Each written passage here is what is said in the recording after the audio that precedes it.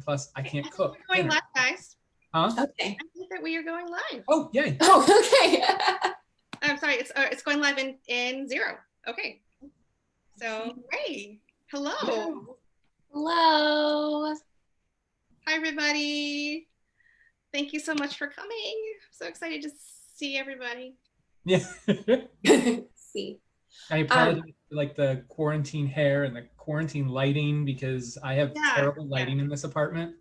So I had to dig as I've been continue talking about how I just moved. So I had to go dig like my mascara out of a box and it's like, where is everything? Yeah, my makeup artist is usually my daughter now. She was supposed to be playing Legends of Zelda with her dad to bother doing it for me. So this is me, no filter, you know. Aww. And this is my, you know, my makeshift studio in our guest room. Be glad you can't see the other 300 degrees of this room because it's a mess. So yeah. That is the joy of the virtual moment, is that you can just say, this is like my 3 feet of vision. Yes. You don't have to look at it. And you can seriously, like, you can pretend that you got up and you changed and you haven't been wearing like the same workout pants for the last like 6 weeks. Yeah. So, I mean, not that I've been doing that, I swear. Swear, that's not me. But I have a question that I probably should have asked before we went live, but is there a way to tell how many people are watching us? There should be, if you go to the Facebook event, the actual thing, there, right now there are 5. Cool. Hello, everyone. Yeah. Hello. Right now there are 5. Oh, that's more than some signings I've done. Yeah, honestly, yeah. We were just talking about that. Yeah. Mm-hmm. The very great, this went out of 4. Who left? Oh no. They were like, oh wow.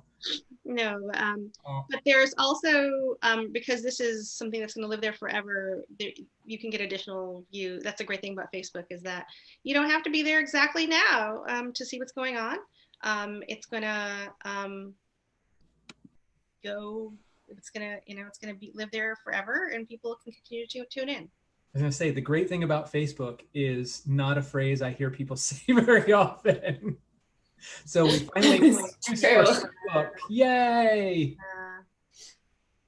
Yes, and the other thing is that I just set up our bookstores YouTube channel. So for anyone who doesn't get a chance to watch the conversation now, will be able to watch the conversation later. That's exciting. Yay. Great. Yeah. Awesome. And I have books too, so that we can get people to like recommend books and buy books. We can save indie bookstores. We want them to buy books from y'all. Great. We have one comment already. It says, hello, I'm so glad you're all here doing this. It's such an important subject for me. Oh, yay. Yay. I'm really glad I'll just introduce you all so that we can hand the conversation over. So I'm Colleen. I'm the Events and Marketing Coordinator for Island Books, which is located on Mercer Island, which is just outside of Seattle, in case you don't know where that is.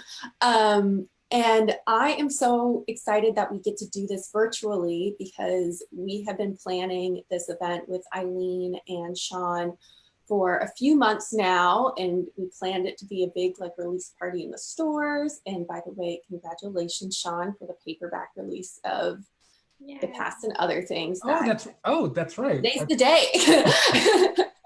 Because it got pushed out and then I forgot, and so that happened today. Yay, thank you. That happened today. I saw it. I don't know how many other people did. But yeah, they're here to talk about mental health in YA literature, which you both are awesome authors of, and how books can save lives in the LGBTQ and, diverse communities across, and how we're all just like able to connect through young adult books, which I think is a really beautiful thing. So I'm going to hand it over to you all to begin your conversation. Great. So thank you guys for coming to celebrate the end of launch week for This Is My Brain in Love, which is my second book.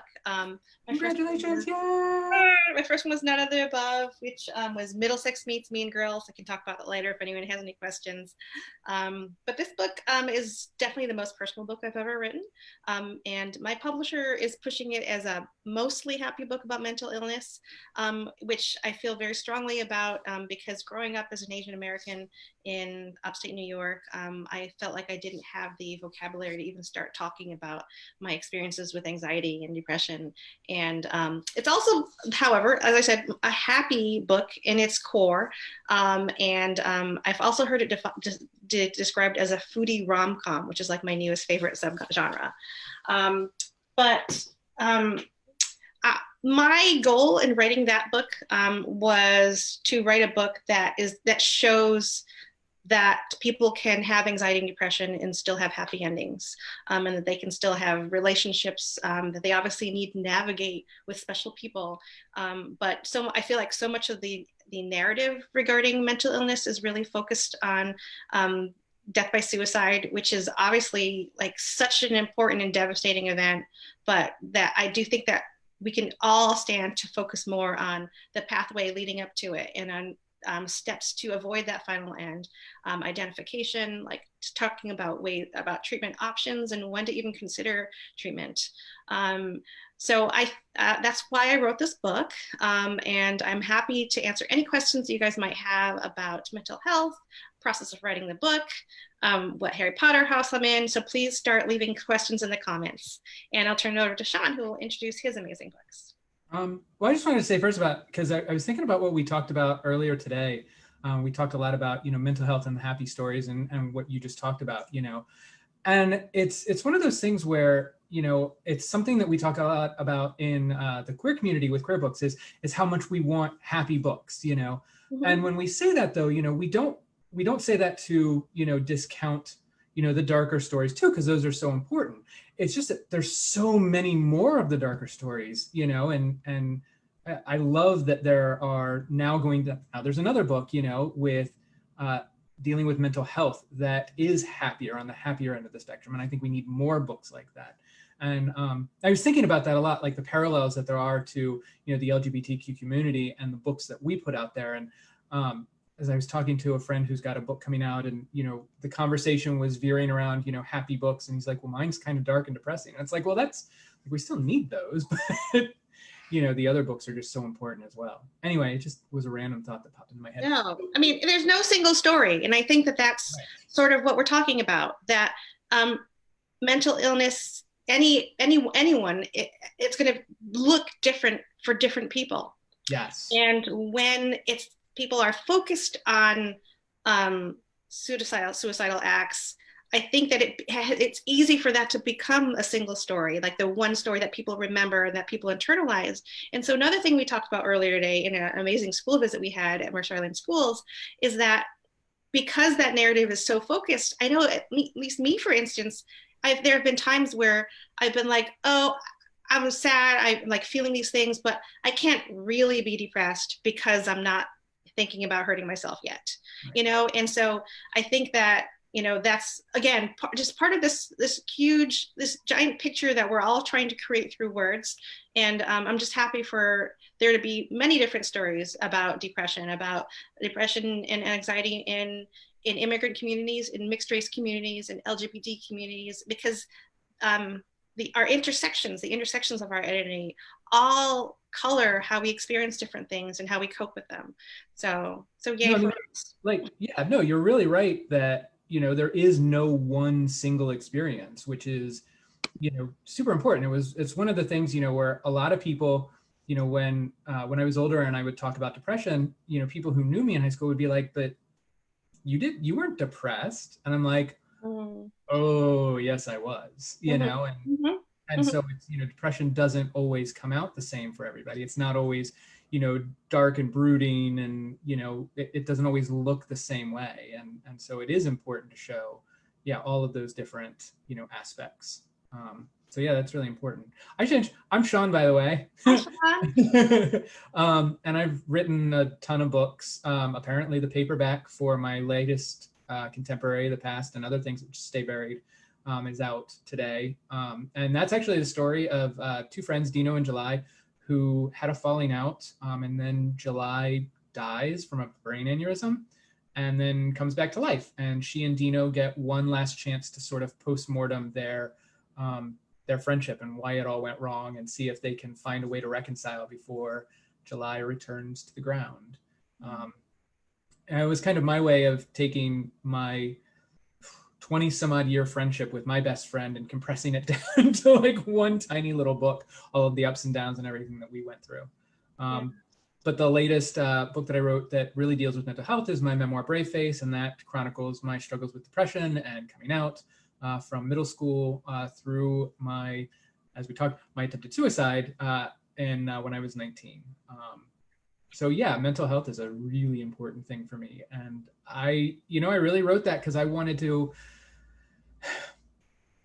put out there a story that kind of shows just, all of those ups and downs, and shows these, different facets of what depression can look like in one way, and how, sort of being queer, reinforced the depression, and how it was also separate from it, in the hopes that, I'm not, like, when I wrote it, like, I wasn't expecting someone to read it and go, oh my gosh, like, that's my story. What I was hoping is, or what I still hope is that, someone would read it and go, oh, that's a story. My story matters too. Like, this is a weird story, and it's not like, it's not typical. And so my story matters too. And I want people to realize that, yeah, like, their story is just as important, and what they're going through is just as important. And that, they matter and their journey matters as well.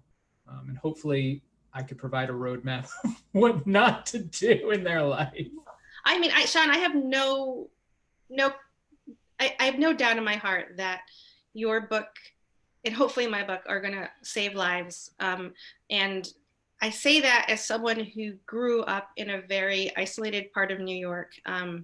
It's sort of that red spot in the center of a very blue state, and one of the very few people of color there, always feeling like an other, and always feeling that my story wasn't worth telling because I wasn't part of this dominant paradigm.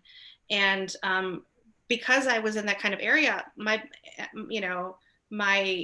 and I didn't wear the right clothes because I lived with my grandparents who like gave me hand-me-downs from like the 1970s, and a host of other reasons, not least of which was a slight language barrier. English is technically my second language, even though it's essentially like fluent. But I've always feel like I haven't, like, the way my family communicates is very different from the way other families communicate. But that's a long way of saying that books were my best friends growing up. They were this escape, number one, but they were also they also allowed me to inhabit the worlds and bodies of other people and produce a sense of empathy and a sense of morals that have created who I was. And so when I wanted to be a writer, when I decided I wanted to be a writer, I was like, of course I want to be a writer, because I want to become friends to other people and show people not only reflections of themselves so they can see themselves in books the way I never did growing up, but also so that they can be windows and doors to other people. Because, so one of the best quotes about books I've ever heard was that, you should read books because there's more in books than there is in all the rest of the world. And so I really hope that a kid seeing themselves in my books is gonna make a difference. When did you decide you want to become a writer, Sean? When I was very young. I mean, I always wanted to be a writer, like all the way back in third grade. It was the first time, our teacher had us write a story, and it was, and mine was about the Kool-Aid Man, and that's what I remember about it. And we had to get up and read in front of the class. And I was like this dopey, like, I looked like a giant walking bobblehead with like glasses, and I had one of those mouthpieces. And I was all like knobby knees and elbows. So like I was used to people laughing at me. So when I got up and I read the story, it was the first time that like people laughed with me. And like, and that was a really powerful feeling for, you know, just this like shy little nerdy kid like me. And you know, and so I kept wanting to tell stories. And you know, I probably went through like a little phase in like elementary, middle school where I was a bit of a liar, you know, because you know, like I was like, I can make up stories and I can tell people things and it will make them laugh. And you know, and I hadn't really figured out the difference between like fiction and reality and all that, whatever. But anyway, I grew out of that. And you know, the point being is that yeah, I always wanted to do it, but I never thought it was something that you like could do. It was like being a writer was like something that like famous people did. It was like you were born a writer. And I was like, how do you do something like that? Yeah. Yeah, same with me. And I think that that's where independent bookstores like Island Books play a huge role, not only in the creation and the growth of current authors, but in the growth of future authors, because it's just like that. I remember I think it was in elementary school, it was in like 6th grade. I specifically remember meeting in our library this local author who was a short story writer, and she wrote the most amazing, what's called short story. And I'll recite it for you. The neighbor's dog howls. I understand. That was her short story. And like, I remember, this is, not to date myself, but more than 30 years later. And I remember this, and I remember her and the gestalt of her, and of that feeling, this is an author. She's a real life person. You know, this is a model. This is someone that I mean, maybe I can be a writer. And that's something that I really miss about indie bookstores, is the connection that authors can make with kids whose voices need to be heard too. I mean, a lot of really great authors were former booksellers. Graceland was a former bookseller. Adam Silvera was a former bookseller. Jenny Han was a former bookseller. And it makes sense, because being a bookseller and being exposed to authors through these events, it makes you realize that authors are human beings too. And so yes. I hope that everyone who's watching here will buy at least one book from Island Books, so that they are still there, so that we can come and do an actual event after all this is over. So please help in our indie bookstores. Do you remember the very first event? You were there. We did this event together. And it was you and me and Becky Albertalli was there. It was Children's Book World. It was through Children's Book World. Reynolds was there. Yeah. And it was there. And I remember he said something during that event. He was talking about, you know, I think it was his mom or his grandma. It was somebody, or maybe it was a teacher. I can't remember the story. It was like what, like 5 years ago or 4 years? It was 5 years ago. It was exactly 5 years ago. Yeah. Oh, wow. And he was saying, you know, somebody had asked him, like, why do you like dress like that with like holes in your jeans and, you know, whatever. And he said, you know, that he wanted to go and go to schools and show kids that like someone who looks like me is a successful writer. Exactly. And like, that really stuck with me. You know, and that was back when like, that was one of my first events that I had ever done. And since then, you know, I've really made it a point to sort of like, when I go to, you know, talk to kids and, you know, when I talk to other people is to really just be like this as authentic as I can. Like, I don't get all dressed up fancy. Like, I wear the same clothes that I wear, you know, when I go out around here. And, you know, and when I talk to kids, you know, like they asked me, I remember I went to one school and they were like, what classes do you need to teach? Do you need to take? And I told them, I was like, oh, well, I studied everything. And then I dropped out of college during my last semester to go study to be a firefighter and an EMT. And then I never got a job doing that. And, you know, and, you know, and I tell them these things and I'm as honest. And I remember there was one group that I talked to, they were like, what kind of car do you drive? And I'm like, I drive like a 5-year-old Honda. Yeah. They're like, what? Like, you're not rich? And I'm like, no. And they're like, so like, I can do this? And I'm like, yeah, like you can be a writer, like you can do it. And, you know, and so I really appreciate, you know, like you were saying, indie bookstores, you know, creating these opportunities for us to talk to readers so that, yeah, they can see that like, this is a career path that is open. And I think that that's super important. And I hope that people will, you know, continue, because like right now it's really super important to, you know, invest in our bookstores. So hopefully when we all come out of quarantine, they'll still be around. No, there's nothing like an indie bookstore. So that was the same event where so I'm addressing one of the comments because someone bit on my question about the Harry Potter house. So this is when I'm going to expose you, Sean. So it was at that event that Sean was wearing a Slytherin shirt, and I'm like, you be you. Like that, I mean, because I think that there should be more Slytherin pride in this world, because I think that ambition plays a large role in getting things done. And you can be a Slytherin and be a good person. And that's one of the things I never really liked about Harry Potter is how they essentialize these houses. Right. Where in fact, so many of these traits, like any trait, we're all complex, interesting things. And I am kind of a Raven puff. Ravenpuff. Sure. I think I'm a Raven puff.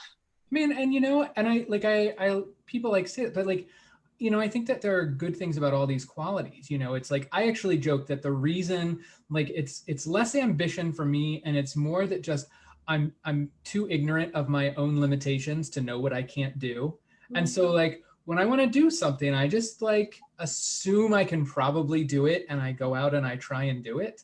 And, and I fail a lot, and, but often I don't. And, and so I think that's, that's kind of like part of it. It's just this, like getting stuff done. And I don't think that that's necessarily a bad thing. I don't know, do you watch Drag Race at all? No? Okay. We don't really have cable, so. Okay. Well, I was having a conversation about how it seems that people in general really hold something against people who are forward with what they can do, who are confident in what they can do. They come out and they say like, I can sing, I can dance, I can write, I can tell this story. And then they back it up and people are like, oh, you need to be a little more humble. And it's like, but I can do these things. And, I never see this more than when it's held against authors of color. Like I see people, like I see you, and Justina Ireland's not on Twitter anymore, but I would see people come for her all the time for just being confident in who she was. And it's like, seriously? Like, so anyway, that was a weird tangent. Sorry about that. No. So we have our first question from the audience. One is, do you have any tips for people who want to start writing? Oof. And just start. Like if you want to start, like just open a pad or a note, oh my goodness. I keep wanting to say a notebook, but like your writing program, just open Word or, a notepad document and just start doing it. I don't know about you. Like, how did you come to writing? I'm curious about this. Like how did you come to it? I always wanted to be, because, as a kid, books were my whole being. I just always wanted to write. Did you always write?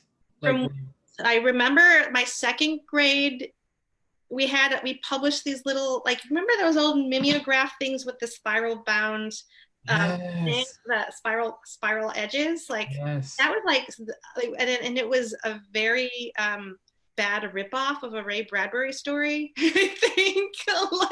And I began writing mostly by mimicking, and then somewhere around high school, I got sick of myself and realized, I need to experience life in order to have something to write about. And I truly believe that, because I could see in my own writing that I was just sort of parroting and mimicking what I would read, and I needed to find my own stories. And in many ways, that's why I went into medicine, because there is a really great tradition of physician authors. I don't know if people who are on the thing know. So I'm a doctor in real life. I'm a urologist, so you can insert your joke here. I'm happy to give you any advice on whether your loved one wants a vasectomy. But anyways, tangent. So I decided to go into medicine, and that's why Sean's asking me how I became a writer, because people always ask, so how did a urologist become a writer? The better question is to ask, how did a writer become a urologist? And I always wanted to write in high school. And at some point, not only was I starting to doubt my ability to create these stories whole cloth, but I also, my parents, who were an immigrant family,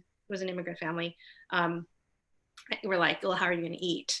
And so I was like, okay, I guess I have to try to do something practical. My parents were, my grandfather was a physician. And so, but when I went to medical school, I realized that there's a way that I could merge both of those parts of me.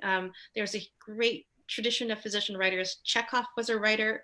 Chekhov was a doctor. William Carlos Williams was a doctor. There's Sherwin Nuland. There's Abraham Verghese. There are all these amazing, authors who've used medicine as sort of the trampoline by which they can gather stories and gain empathy and like get visions of get understanding of a whole wide variety of people and ideas. And so that's how. So I really have always wanted to be a writer, but I didn't really pursue it until I had a period during my research year. And I was sort of like writing feature stories. Like I decided, okay, I'm going to write creative nonfiction. I'm going to be a medical writer. So I wrote a couple op-eds and story profiles of patients. Like I had one patient who on the cardiac service who was a quadruple amputee. She had meningitis as a child and all 4 limbs were amputated, but he was still a rock drummer. He was getting and it was just this amazing story. And so I wrote about him for the San Francisco Chronicle. And then during my research year, I actually got clinically depressed for the third, maybe fourth time. And during one of my therapy sessions, and at that point I was off medications because I've always felt like when I felt like the first couple of times I was on medications, I felt like it was such a personal failure. I really wanted to be off of them so I could be strong, prove that I didn't need them. And so when that happened, I went to a therapist and she was like, okay, so tell me about yourself. What would you do if you weren't a doctor? Trying to dig into me. And I'm like, oh, I would be a writer. And she said, oh, it's a good thing you weren't a writer. You don't have the personality for it. What? I was like, gauntlet thrown. I'm gonna write. And I literally wrote my first book to spite her. Wow. And so that send her a copy. Yeah, I should. But so I wrote that book, and it was, I got agented, but it didn't sell for a number of reasons that I can talk about later. But she was also, however, the person who made the light bulb in my head go off, where I realized that taking medications isn't weakness. And she basically said, Eileen, you just need to be on medications. Your brain needs serotonin. And it was the first time I ever truly internalized the fact that, even though people call it a mental illness, it's actually a chemical illness. Right. It's as biological or physiologic as any other medical problem. So, right. Thank her for both of those things, for inspiring me to write a book, and also, giving me permission to take medication. Well, it's, can we take a second? Because you were talking about, how you were going through your third, major depression. Can we demolish the sort of lore of the, depressed writer, like depression and mental illness makes you more creative? Because I'll tell you what, I didn't finish my first book until I was 28, I think. I think it was about 28. This is when I finished my first book. And that was when I had finally, my teens were obviously tumultuous, and then most of my 20s were kind of a nightmare too. But I had finally taken a break and gotten my my life in order. I was working at a solid job, and I took a while to get my mental health in order. And it wasn't until I had gotten all of those things in order and my life was completely boring that I was finally able to be creative and to sit down and write a whole book. So can you how do you feel about that? Absolutely. I mean, you couldn't even ask someone who's really in the throes of depression, it's a struggle to even lift a pen, let alone write a book. I mean, when the way at least I feel it, is just with extreme fatigue and inability to get out of bed. Yes. I mean, and writing, even when things are perfect, is so full of doubt. It's so full of anxiety and stress about okay, is this the right word for this sentence? Mm-hmm. That I think that for me, it would be extreme. I don't think I've ever written written a book while depressed. Like the one that I wrote as I was coming out of it. And in some ways it was a tool, because at that point I didn't have high expectations, and there certainly is a therapeutic aspect to writing as well. Absolutely. So yeah, well, like for me, like writing is part of my routine, and routine is one of the things that I use. It's one of my tools, to stave off depression. Is routine. Routine is so important for me, and so writing is part of that routine. And but yeah, like like once like all of my life was in order, I began to like feel depression in a different way, because it wasn't just like, oh, I'm hungry and I don't know if I'm going to pay my bills, and I'm depressed, and it was all like at one, like what you were saying, like once my life was good and then I was, going through phases of depression, to me, it feels like I know it's coming on, because it feels like the flu. I feel like, oh, I'm either getting sick or I'm going to go through, a couple days of depression. And it feels very similar. And like you, yeah, no, work is just not something that I can do, but I hear it a lot. And I hear it a lot from young people, is this idea that, like, oh, well, I can't write because, like my life is good and I'm happy. And I'm just like, what? Like, no, like, mental illness is not like this supercharged, like creative battery thing. Like it's a stuck on your creative battery. Yeah. I mean, but that being said, so that going back to the question about writing tips, one thing that is helpful for me when I'm depressed is to read, mm-hmm. because sometimes putting myself in the mindset of another person helps knock things out. Mm-hmm. And reading, and that's was honestly my first writing tip, is to read. If you want to write a book, read so that you can see the role models out there. Read so that you can try to start breaking down what it is that makes a story successful, like what parts really draw you in, what types of voice really draw you in. And then obviously after that is to just write. And whether it's like an email or a diary, a lot of books end up as epistolatory or books based on letters. And so just start telling stories. And if you want to talk about the publishing process, there are great resources out there like the SCBWI, which is for children and kids books and teens books for teens, the Society for Children's Book Writers and Illustrators. And they have great workshops. Writers Digest has great tips. Honestly, just Googling, writing tips, it'll take you down a really deep rabbit hole. Oh my gosh, yeah.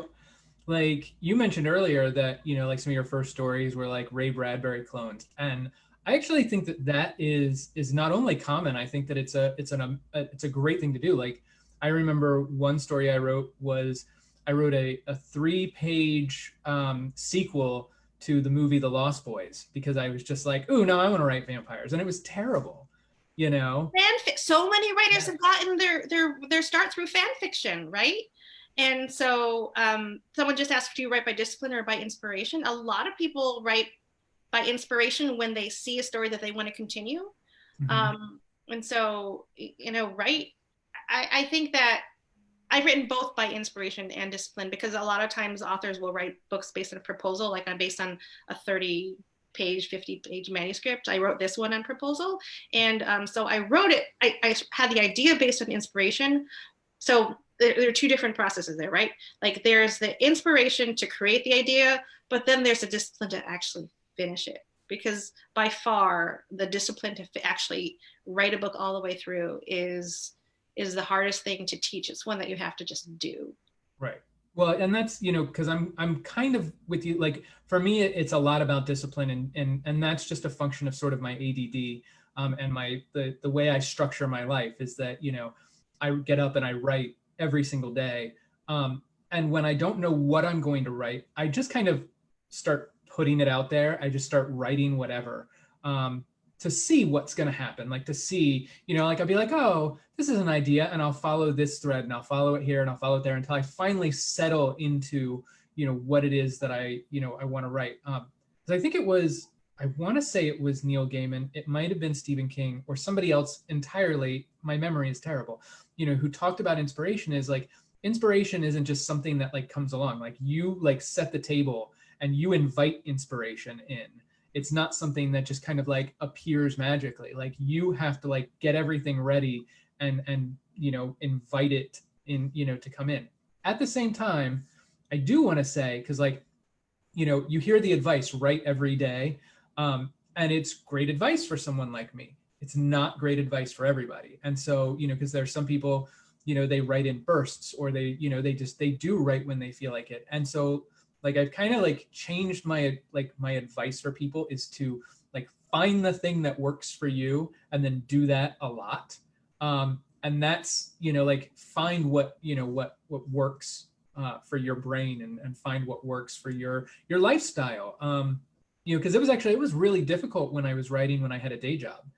Yeah. I don't know where you find time to write, but I used to get up, you know, 4:30, 5 o'clock in the morning to write before I went to work. And then when I had books coming out, like I would be doing like revisions on my lunch break, and then doing copy edits at night, and, you know, and I was lucky at the time. I was either single or I was with an indifferent partner. So he was out there watching TV while I was working. So it worked perfect. Married to an indifferent partner. It's all good. Oh, that's why he's an ex. So whatever. No, I definitely am not a morning person. I could never in a million. I would rather jump off a cliff than wake up at 5 to do. I mean, I wake up at 5 to go to residency. I did not enjoy it. I could never do it, even for writing. So I'm a night owl. I get as tired as I am through the entire day. At 10:30, I get that burst of energy, and usually end up staying till 1, even if I have to get up early. So I'm definitely, but at the same time, when I had, I'm sure you noticed that when you had that small amount of work to do it, you get it done.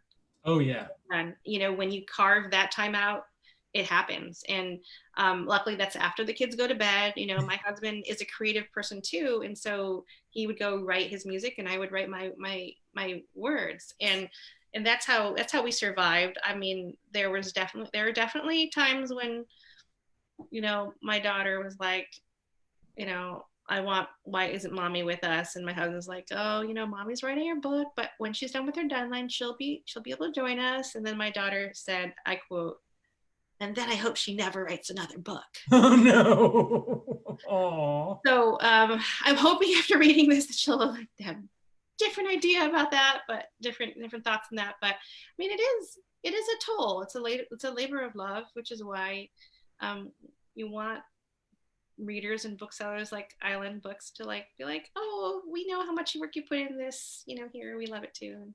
Yeah, well, I mean, there's nothing better than, you know, like connecting a book, you know, with like the exact right reader.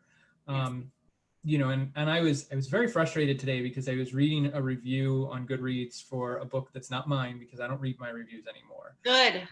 I used to, and I had to stop a while back. It was anyway, long story. But point being, so I was reading a book, and it was a book that dealt with a character who had mental health, you know, problems. And somebody had left a review that was basically like, oh, you know, I couldn't stand this. This character was whiny, you know, oh, we get it. They had trauma. Everybody's has trauma. Get over it. And I was just like, and I was so angry. And then I was just like, you know, though, like the one hand, like, yes, I want people, like we write and I read, you know, to find different points of view and to empathize with people and to learn about, you know, different cultures and not even that, but like just the way different people think. Like I was brought up by my mom. And so in a weird way, you know, like I have always sort of like, to make this short, I didn't really understand how prevalent misogyny was in the world and how men thought, because my mom just never really brought me up to think like that. Like to me, like she taught me how to change the oil in my car, and she taught me how to change a tire. And so to me, it was just women were always the stronger of the two, and there was nothing that women couldn't do. And like reading, like I saw this different point of view, and I was like, oh my God, like people think like this is a way people think. I lost my train of thought. The train left the station. You were talking about the Goodreads review and how. Oh yeah. And so, you know, but then I finally, like after I settled down, you know, I realized like, you know, that book just wasn't for that person. And there were lots of other reviews of that book where that, you know, readers did connect to it. And so like those are the most important connections that we make, and those really do make it all worthwhile. I mean, we have bills to pay, and sometimes, we talk about that a lot, and it's like buy my books, I have to pay my rent. But at the end of the day, just knowing that readers connected to a story that we put out there, and that it, put a smile on their face or help them understand something better, like that just means the world. We have a couple of really good questions. Oh, yeah. One of them is for you, Sean. Well, one of them for you, Sean, is: did you find it harder to write your memoir or your fiction, and why? Yes. No. It was actually easier to write. Well, it was harder to write the memoir, and the reason why is because it required absolute and total honesty. I went into it with the idea that if I'm going to write this, I'm going to be completely and totally honest. And, and that meant facing some hard truths, like, teenage me was kind of a prick. I mean, like, I was not the nicest person. I had a lot of really bad misconceptions. So writing the memoir meant putting those out there and knowing that people were going to read them and judge them. And that's a really hard thing, because especially like now I try really hard to be a good person, and I know that I fail, but I try. Like I try to be a good person. Teenage me didn't try as hard as adult me. I mean, isn't that true of every single person on this earth? I mean, I hope that people become better people as they grow up, because I was not even teenage me, even like cute elementary school me was a real bee, So, I mean, I can see how scary that might have been. Well, but I'm sure you put a lot of that like into your books, right? And so when we do that, like, we get to hide behind the fiction, and there was no hiding this time. So people are going to read this, and they're going to know, what kind of person I was. And so so that was difficult. Just knowing that. In terms of actually writing it, the one thing that I would say is, if you ever think you're going to write a memoir, save everything. Because I had all of my emails, all of my journals, from those years. And that was like when email was brand new. Like I had email, and then like 2 of my friends had email, and that was it. And like I found an email from when Yahoo was brand new. In order to like get them to index your site and to list it, you had to send them an email, and they would manually like put it up on their list. So I mean, that was hard. It was just, it's hard being honest about your faults. I mean, and I think that that's something everyone goes through. But at the end of the day, it was also, I don't really have a whole lot more secrets hanging out there. Like, people know a lot more about me than I ever wanted them to. And, there's nothing really to hide anymore. No, that's like a state of nirvana, I think, when you feel like an open book, and when you aren't holding on to any of the shame anymore, because you are allowing yourself the grace to have grown from those points. So I think that's, I don't think I'm quite there yet, but it took me 20 years. Somebody asked me once, they were like, are you going to write, like, we want to, because the book ends, right around my 19th or after my 19th birthday. Like, are you going to write, about your 20s? And I was like, maybe in 20 more years. Yeah, exactly. That's kind of, so this question is kind of related to another question that someone had about how you protect your own mental health when writing characters dealing with mental illness. And so I imagine for you must have been much more challenging, because it was so deeply personal. And I mean, even though my book is personal, my characters are fiction. And so that there's that barrier where I can, as it were, sort of describe the storm happening instead of being in the storm. And I think that if anything, I feel like writing this book was therapeutic, and it did help my mental health to be able to see things from that viewpoint, of being outside of it, so that I could process through some feelings I've had in the past, in like give my characters the knowledge of cognitive behavioral therapy that helped, Yes. helps me when I'm in crisis, you know.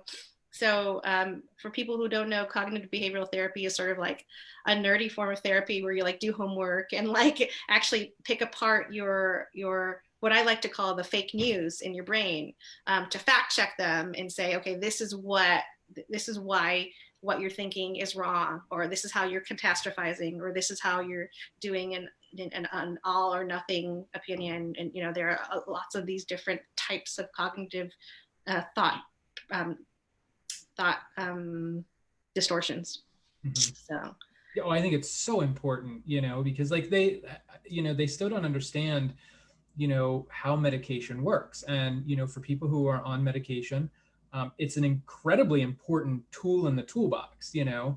But I think like, you know, CBT is it's a huge thing because it's not a cure-all, but it teaches you and helps you understand, I feel like, yourself, and it helps you understand why your brain is the way it is. And in a way, it's almost like, you know, being able to step back and say like, this is not a real thing that's happening to me. This is, you know, like, I can hack this. I can change, you know, the way I'm thinking right now. And I think it's a really important tool that is often overlooked. But yeah, you know, like I found it really interesting because like the hardest book, like mentally, like to write was actually We Are the Ants. really? Well, and so like what was hard about that was that it was like, so I wanted to write a story, and in that book, before the book begins, Jesse, my main character's boyfriend, dies by depression or dies from depression. And so the sort of the impetus for that story is I had spent most of my 20 years after my own, attempted suicide, thinking about how it affected me and how it affected my life. And I hadn't really spent a lot of time thinking about how what I had done affected my friends and my family and my relationships. And so when I started writing this book, it really forced me to take, like everyone asked me like, which character were you most like? And I would always have to say I was probably most like Jesse. And so, the book forced me to examine my actions from other people's points of view in a way that I hadn't done before. And that was a really, sort of scary kind of process. And I was really glad that, of course I was in a good place and I had lots of people around, and it's how do you protect yourself? And I think it's by having, really good support systems in place, and by knowing sort of like your limitations and knowing like, hey, maybe this isn't the best book for me to write, at this moment. Yeah. I've put plenty of books aside where I'm like, I'm not in the best headspace for this right now. Yeah. I'll write this, later. I do it with reading too. Yeah, exactly. Remind me, did We Are the Ants, did that have back matter? One of the questions is about how much of a responsibility we feel to include proper resources to those who are struggling. Like I know that I think for 5 stages you had a really good. Honestly, I don't think I did for 5 stages. I actually think the first time I included something was At the Edge of the Universe. And then, and the reason I did that, there was a teacher who I had been emailing with her, and she asked me, she said, you deal a lot with suicide in your books. She said, do you feel like you have a responsibility, to these kids? They're seeing, attempts that are not, these people survive. Do you feel that you're putting something out there that says like, hey, suicide's no big deal because you'll survive? And I disagreed with the argument that she had made, but it really made me think and think, okay, like, what am I putting out there? Am I putting, enough out there to let people know, that these decisions that people make aren't necessarily always the best decisions. Yeah. And so that was where I first started doing it. But what about you? Yeah, and well, For this one, I definitely did, because I especially wanted to link to certain, and this leads up to another question, certain resources for people of color who often struggle to find access to therapists who can meet them at the intersection of their identities. And so that's something that is definitely in the back matter of my book. Psychology Today, the website, actually has a searchable algorithm where you can like even like choose therapists based on their background and on their comfort level with certain types of cultures. It's really impressive, like what languages they speak, you know, whether the LGBTQ. I mean, it's a really, really great resource. Oh, wow. Yeah, and one of the questions in the comment section is, what specific complicated layers do I think being Asian adds to mental illness? And I think that there are a lot of things. There are a lot of ways in which my being Asian affected, number one, my access to mental health, because, you know, statistically, Asian American women are more likely to have suicidal thoughts, but less likely to seek out therapy. And one of them has to do with, I think, the culture that is present in a lot of immigrant communities, that anxiety and depression are American diseases, and they're stigmatized, and they're really sort of brushed off as either something almost fantastical and extreme in like that uniquely American way, and also there's within the Asian community a lot of internal pressure.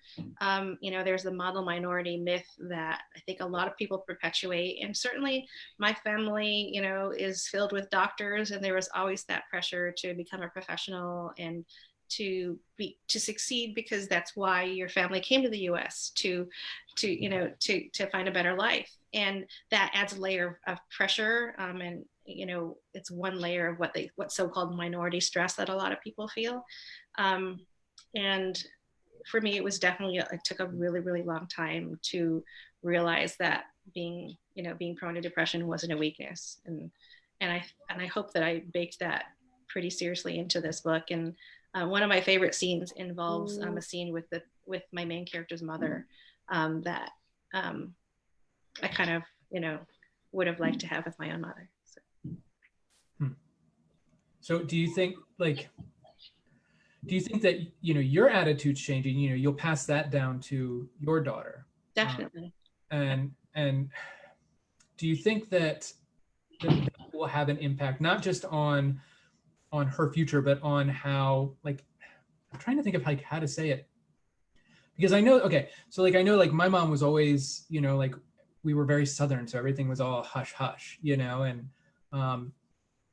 and so that was how we grew up in our family. And, you know, now my brother and I, you know, we talk about it and we're much more open. And so I hope that neither of us have kids, but, you know, if I had children, like I would definitely want to teach them that and hope that they would be better. And do you think that, you know, this is something that we can break, you know, this kind of cycle of, you know, shame and stigma, so that people treat mental diseases less like,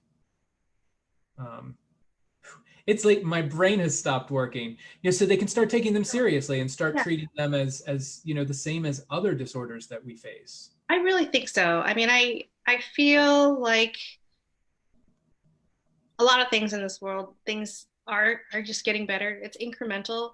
The change is there, but the change is there and the representation is getting better. You know, I might feel like, you know, both of our books, like, as we said, you know, fill a really specific, you know, need in expanding that picture of what mental illness looks like across the board. There's such a diversity of stories within it. And I think that the more representation there is, the more intersectional representation there is, that, you know, it's out there.